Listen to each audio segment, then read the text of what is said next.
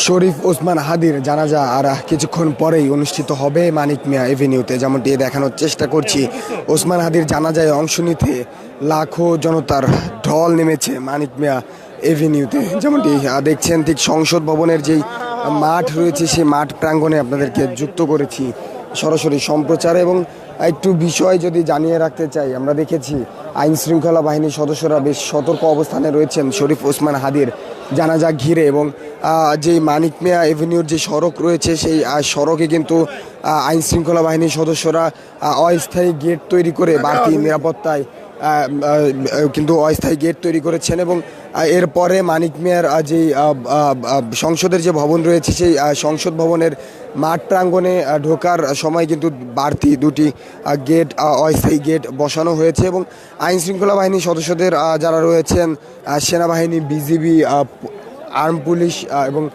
Police সদস্য যারা রয়েছেন, সবার উপস্থিতি কিন্তু ব্যাপকভাবে লক্ষ্য করা যাচ্ছে এই মানিক মিয়া এভিনিউতে। এবং একটি বিষয় জানিয়ে রাখতে চাই, গতকালকে সরকারের পক্ষ থেকে কিন্তু জানানো হয়েছে মানিক মিয়া এভিনিউতে কোনো ধরনের ব্যাগ, ভারী বস্তু সহ অন্যান্য যেই ড্রোন ফ্লাই সহ সব ধরনের যে একটি বিষয় জানিয়ে রাখতে চাই, সরকারের পক্ষ থেকে কিন্তু জানানো হয়েছে মানিক মিয়া এভিনিউতে ড্রোন ফ্লাই, ভারী বস্তু, ব্যাগ, লাইটার ইত্যাদি কিন্তু নিয়ে আসাতে নিষেধাজ্ঞা করা হয়েছে। এই অনুযায়ী আমরা দেখেছি যে কাজ মানিক মিয়া এভিনিউতে যেই আইন শৃঙ্খলা বাহিনীর সদস্যরা রয়েছেন তারা কিন্তু বেশ সতর্ক ছিলেন এই বিষয়টিকে লক্ষ্য রেখে। এবং যেমনটি দেখছেন যে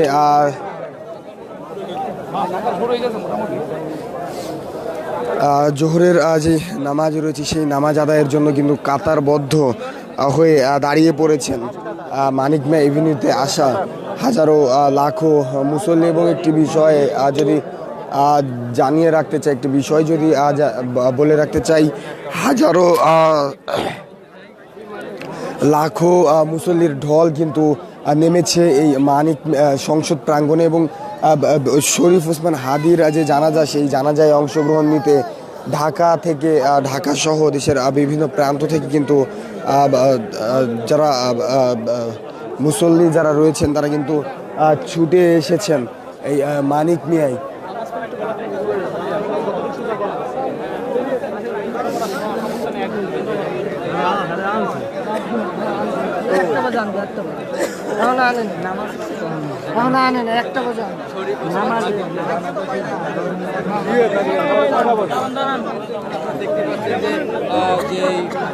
মানুষ কিন্তু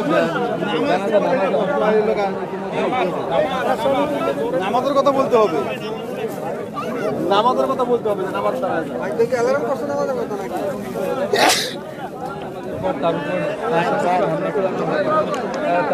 দর্শক, যেমনটি দেখাচ্ছিলাম, শরীফ ওসমান হাদির যেই জানাজা রয়েছে সেই জানাজায় কিন্তু লাখো মুসল্লির ঢল নেমেছে এই মানিক মিয়া এভিনিউর যেই সংসদের যেই মাঠ রয়েছে সেই মাঠটিতে। যেমনটি দেখছেন, দেশের বিভিন্ন প্রান্ত থেকে যারা রয়েছেন ওসমান হাদির সমর্থক এবং শুভাকাঙ্ক্ষী তারা কিন্তু এসেছেন তার জানাজায় অংশ নিতে। ঠিক মানিক মিয়া এভিনিউর জাতীয় সংসদের যে মাঠটি রয়েছে সেই মাঠ প্রাঙ্গণ কিন্তু জনসমুদ্রে পরিণত হয়েছে। এবং একটি বিষয় জানিয়ে রাখতে চাই, গত বৃহস্পতিবার কিন্তু রাত 10টা নাগাদ গত বৃহস্পতিবার রাত 10টা নাগাদ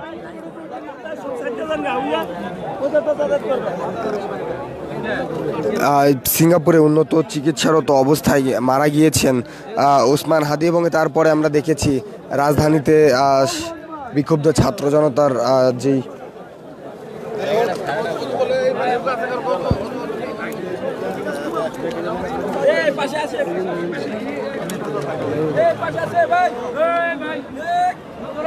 একত্রে জামাতের ব্যবস্থা নেই ভাই, একত্রে জামাতের ব্যবস্থা নেই আছে।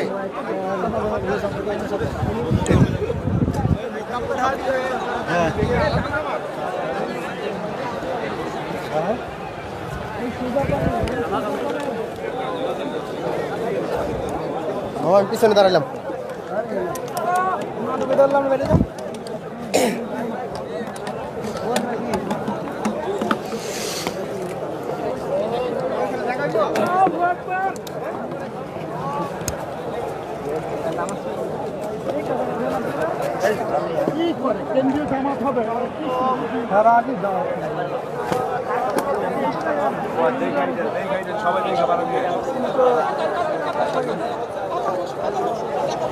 দর্শক যেমনটি দেখছেন ঠিক জোহরের যেই জামাত রয়েছে সেই জামাত কিন্তু অনেকেই পড়ছেন, সে নামাজ কিন্তু অনেকেই পড়ছেন। এবং একটি বিষয় যদি জানিয়ে রাখতে চাই, গতকাল রাত থেকেই অনেকেই কিন্তু শরীফ ওসমান হাদির জানাজায় অংশ নিতে এই জাতীয় সংসদ ভবনমুখী হয়েছেন। এবং আজকে সকাল থেকে মুসল্লিদের যে ঢল, সেই ঢল কিন্তু ছিল চোখে পড়ার মতো। এবং লাখো মুসল্লি কিন্তু শরীফ ওসমান হাদির জানাজায় অংশ নিতে এই যে জাতীয় সংসদ ভবন রয়েছে, জাতীয় সংসদ ভবন প্রাঙ্গণে এসে উপস্থিত হয়েছেন।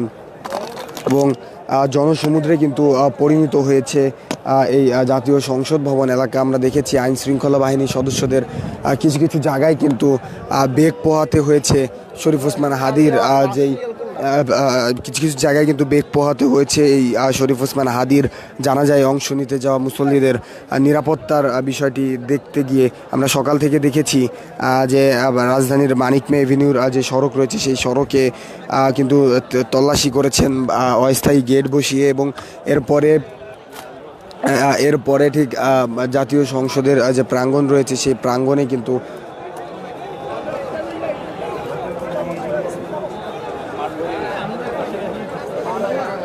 জাতীয় সংসদ যে মাঠ প্রাঙ্গণ রয়েছে সেই প্রাঙ্গণে কিন্তু দেখেছি নিরাপত্তার জন্য আরও দুটি অস্থায়ী গেট তৈরি করা হয়েছে। এবং একটি বিষয় কিছুক্ষণ আগেই দেখানোর চেষ্টা করছিলাম, মানিক মিয়া সংসদ ভবনের ঢোকার পরে যেই অস্থায়ী গেটটি বসানো হয়েছে মুসল্লিদের ঢলে সেই গেট কিন্তু ভঙ্গুর অবস্থা প্রায়। এবং নিরাপত্তার যে বিষয়টি রয়েছে, কিছুক্ষণ আগেও আমরা দেখেছি যারা ভেতরে প্রবেশ করছিলেন তাদের বাড়তি নিরাপত্তা দিয়ে ভেতরে প্রবেশ করানো হচ্ছিল, বাড়তি তল্লাশি করে কিন্তু ভেতরে প্রবেশ করানো হচ্ছিল। তবে